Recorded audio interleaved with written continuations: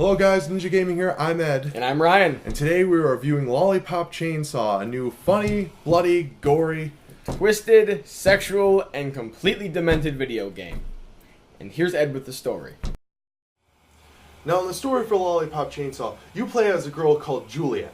Now, Juliet, on this day, just happens to be her 18th birthday. And she's about to go off and have a good day at school with her friends and all her colleagues at school and even her boyfriend and everything. And you know, it's a perfectly normal girl and everything, right? You would be wrong, because her whole entire family are zombie slayers.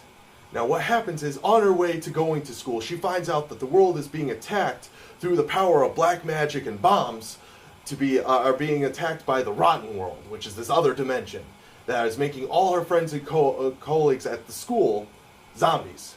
And well, she has no choice but to kill them.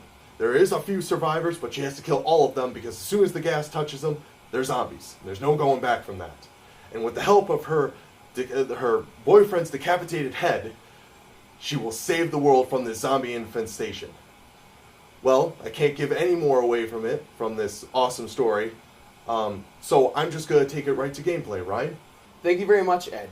I'm doing gameplay, and in this game, it's pretty simple, basic gameplay. You have 3 basic attacks. You have what I would call a light attack. It's called a pom-pom bash. You punch and kick your enemies, and yeah, you use pom-poms and you punch and kick them.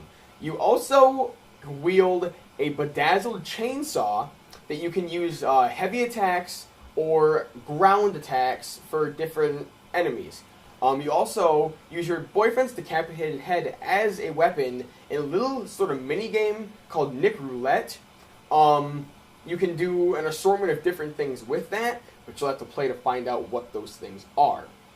Now, throughout the game, you go through different enemies, different everything, and you get upgrades for your chainsaw, you get upgrades for all your different combat. And as you're playing through the game, there's a thing called a chop and shop. It's sort of an in-game store where you can use tokens you get from killing zombies and doing different successful combos to purchase things throughout the game, like new combos, and also items that are for passive abilities to improve strength and different things like that. Well, throughout the game, you get to these different bosses, you fight them, difficult battles, difficult things, and you learn how to use a thing. It's power you get. Killing zombies raises your meter. You use the meter, and everything you kill is a one-hit kill, except for bosses. Bosses are a 2-hit kill. Basically, that's all there really is for the gameplay. It's pretty simple, pretty straightforward. Maybe within the first 5 minutes of playing, you learn how to play it. But we and Ed are going to go to the pros and cons for this game, so enjoy. Well, thanks Ryan for that. Now, let's move on to the cons of the game. One of the huge cons that we have come into with this game is that it is a lot of glitches. There are very, very, very many glitches in this we say most of the time in this show, we say, yeah, there's a game that has glitches and that's no problem. But this one, it's just that was like unacceptable on how many glitches there was. Like, we would go to enemies and we would attack them, but we'd go right through them. Yeah. Such as you had one with a basketball. Yeah, right? there was a mini game. There's a little basketball mini game in it, and you decapitate zombies, and their heads go into a basket to score points, like in an actual basketball game. And you kill a zombie. There's zombies that come out and like jump and block the heads, kind of like a blocker in basketball. Well, you kill them, and then they can no longer block the heads, and they go in to make baskets. Well, exactly. And we killed one, and it kept blocking heads. Like, we killed a zombie, and the zombie that no longer existed was blocking heads. And then we went up and attacked the empty space where it was, and went back again, and it wasn't blocking heads anymore, so there was a glitch where we had to kill a non-existent zombie to continue the game. So I think you said there was one instance that you were talking about too. So. Yeah, there was one where it was in the baseball where it's like you have to protect your decapitated boyfriend from going around these bases and everything. Well, what happens is at the point where we're about to like win, the game apparently glitched where it thought we won, but we also lost. So it was playing both the thing of saying, oh, we lost and we won at the same time, and we just ended up losing. It was just a really weird thing. And there's so many of those in this game. Those are the two biggest ones we ran into, but there is some. Also, another one was invisible walls.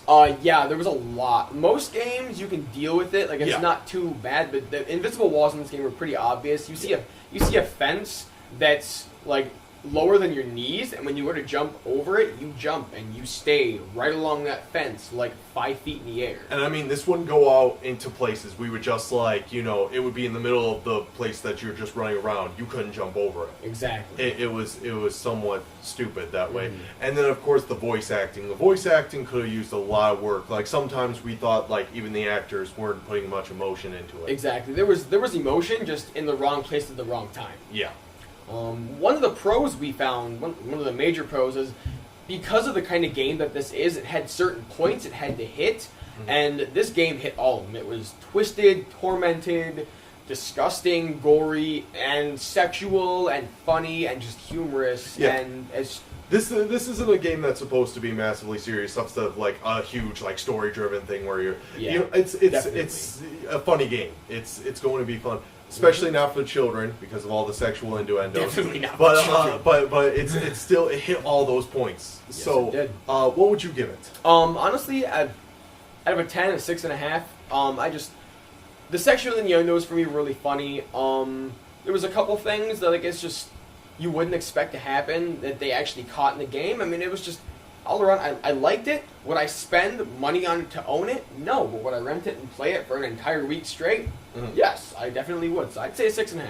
Yeah, see, me, I give it a 6 because, as I said, like there's so many glitches in this game and everything. It's still an okay game to me, but like there were so many glitches and everything that's like, as you said, I wouldn't see myself buying this game. Maybe going and renting it and everything, and just trying to see what everyone's talking about.